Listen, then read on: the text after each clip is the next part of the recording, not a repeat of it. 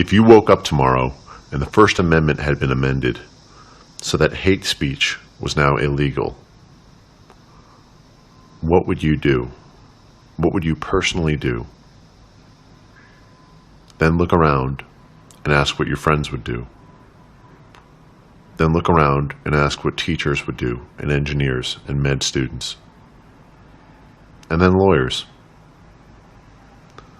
If you looked around at the world in 2017 and hate speech had been made illegal in the United States, would there be riots? Would there be fiery discussion?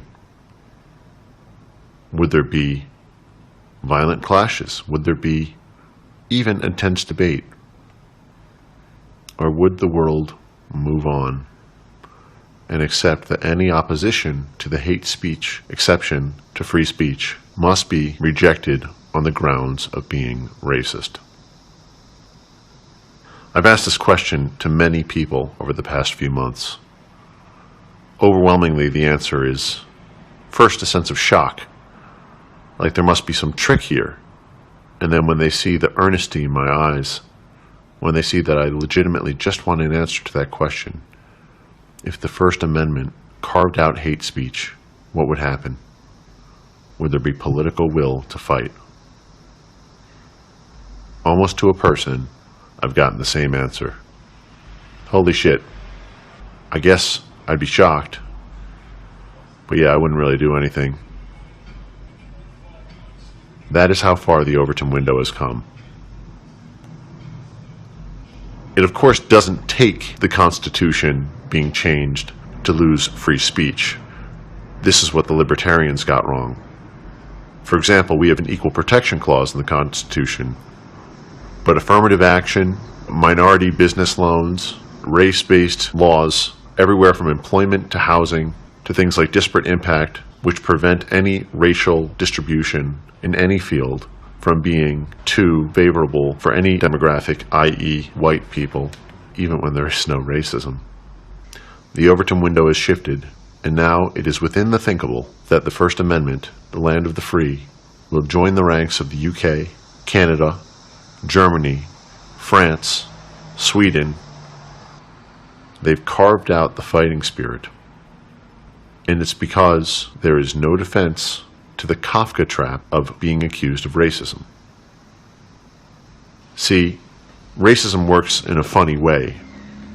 There's something called the Moat and Bailey strategy, which works by having a defensible principle that's essentially unassailable, such as equality is good, and then a Bailey, which is an aggressive pasture far beyond the moat that takes a much more aggressive position, and whenever that aggressive position is challenged, one retreats immediately back to the original principle. So here, being pro-people of color, being pro-black or Jew or Hispanic or Latino, being pro-non-white minority is the Bailey, and being anti-racist is the moat. See, being anti-racist is de facto a good thing because racism is bad. It's been made into the worst thing in the world, worse than murder, worse than rape. Those people can serve their time, but if you are racist, then it justifies your financial and social death forever. See, the strategy is to use anti-racism as the moat and to use pro-ethnic law and social pressure as the Bailey. Now, if that pro-POC Bailey expands far enough, it begins to be that anything pro-white is de facto racist because it impedes on the POC Bailey. So white identity has been shattered. But it gets worse than that, because even things like the moat for, say, white men now sit on territory occupied by the diversity Bailey. That's why before Trump, there was never a question about whether or not we were going to get a handle on illegal immigration, because merely being on the other side of the issue was an invasion of the diversity Bailey. There was no universe in which one could be anti-illegal immigration and not racist, because the diversity Bailey had illegal immigration in there as being anti-racist. Now, if you challenge it, they'd say, well, it's in the name of anti-racism, and it doesn't matter what other reason you had for supporting control of illegal immigration. It was that you were on their aggressive turf.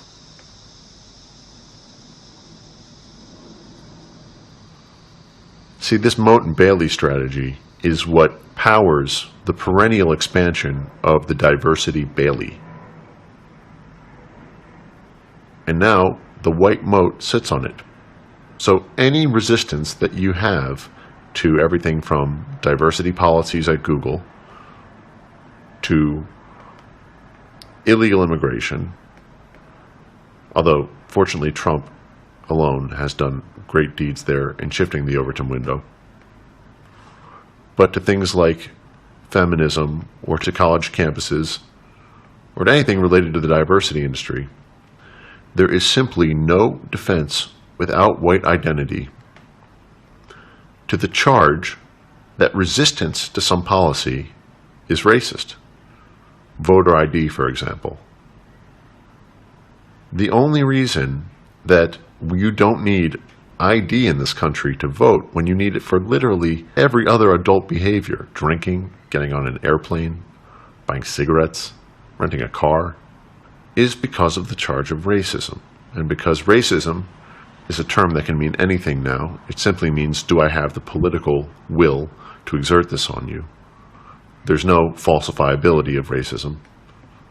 Everything is racist.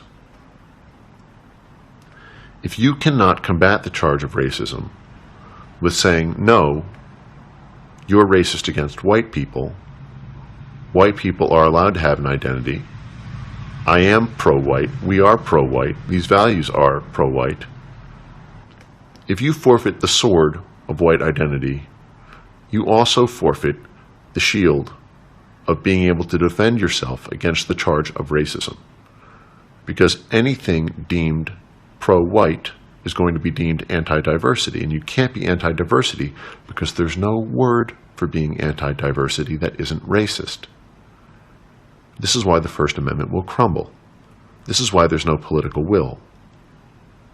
It's also why I, as a Jew, support white identity. One of the reasons is because without it, there is no defense to the creeping Bailey of diversity in the name of anti-racism, destroying each and every value, heritage, culture, and ultimately person in the West.